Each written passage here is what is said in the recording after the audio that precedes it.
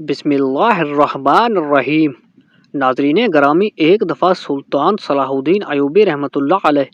اپنے وزیروں کے ساتھ مل کر جنگ پر جانے کے لیے تیاریاں کر رہا تھا کہ اچانک ایک سپاہی خیمے کے دروازے پر آیا اور اندر آنے کی اجازت چاہی۔ جب سپاہی خیمے کے اندر داخل ہوا تو اس کے چہرے کے تاثرات بتانے لگے کہ کوئی اہم بات ہے۔ سلطان صلاح الدین ایوبی رحمۃ اللہ علیہ نے اسے کہا، بتاؤ کون سی بات ہے؟ اس کے ہونٹ اور زبان ایک دوسرے کے ساتھ نہیں مل رہے تھے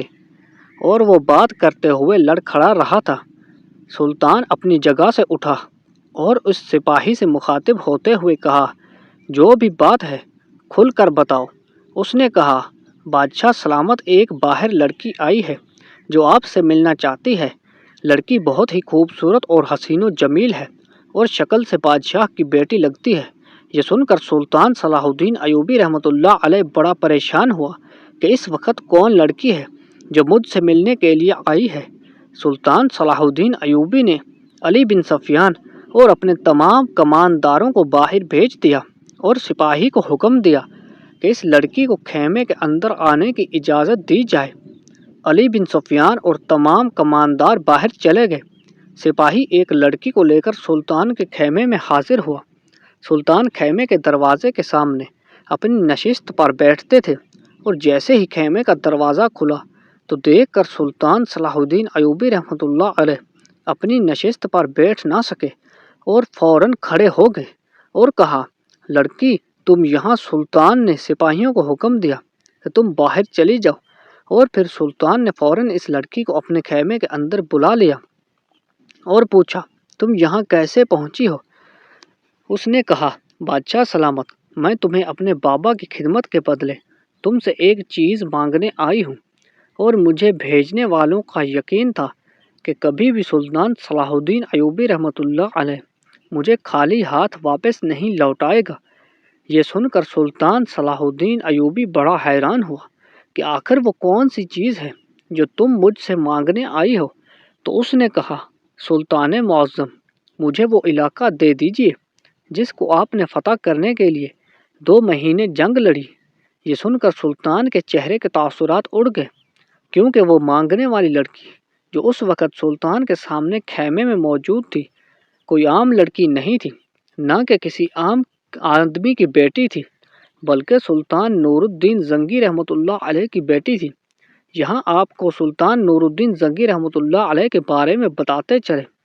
کہ سلطان نور الدین زنگی رحمۃ اللہ علیہ ایسے سلطان تھے جس کو خواب میں آپ صلی اللہ علیہ وسلم کی زیارت نصیب ہوئی، اور سلطان نور الدین زنگی کا شمار ان خوش نصیب سلطانوں میں ہوتا ہے جس نے آپ صلی اللہ علیہ وسلم کی قبر مبارک تک سرنگ کھودنے والے 2 یہودیوں کو بڑی عقل مندی سے پکڑ کر ان کا قتل کیا تھا۔ سلطان صلاح الدین ایوبی رحمۃ اللہ علیہ کا سلطان نور الدین زنگی رحمۃ اللہ علیہ کے ساتھ بہت قریبی رشتہ تھا۔ سلطان صلاح الدین ایوبی رحمۃ اللہ علیہ کے چچا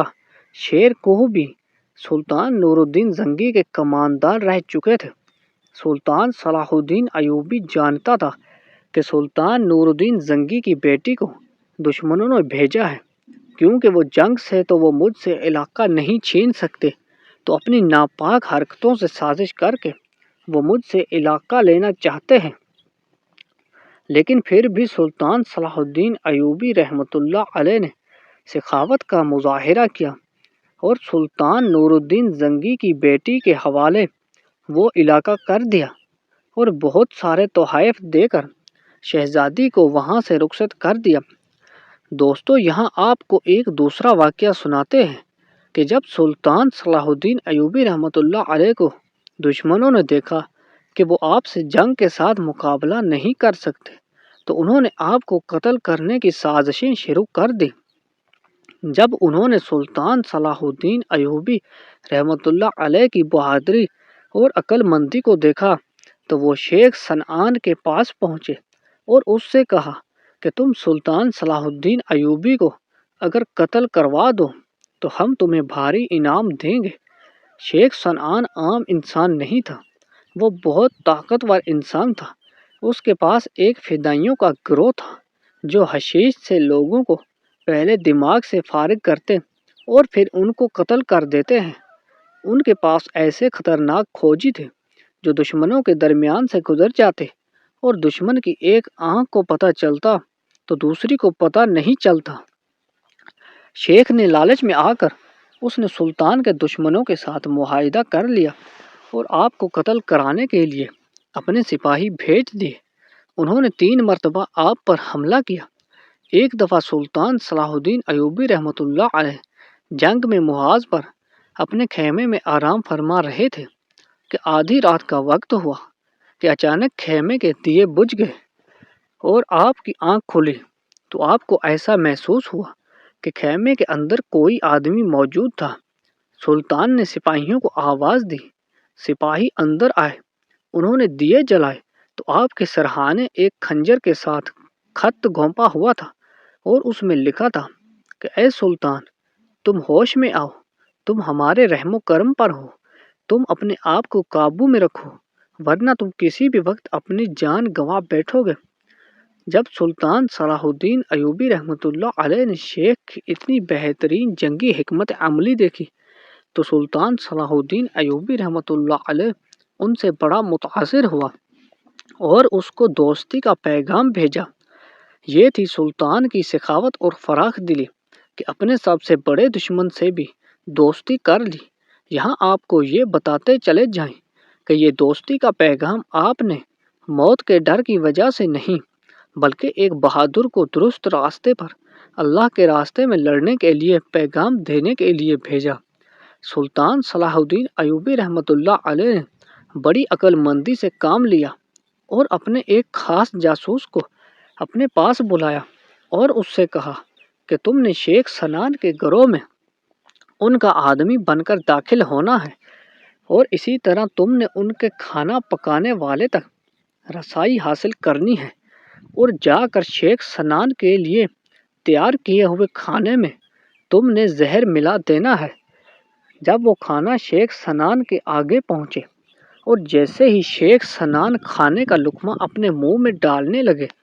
تو اسے بتا دینا کہ اس کھانے میں زہر ملا ہے اور تم اسے یہ بھی بتا دینا کہ یہ زہر شیخ سنان کو سلطان صلاح الدین ایوبی رحمۃ اللہ علیہ نے دینے کے لیے بھیجا ہے۔ لیکن حیرت کی بات یہ ہے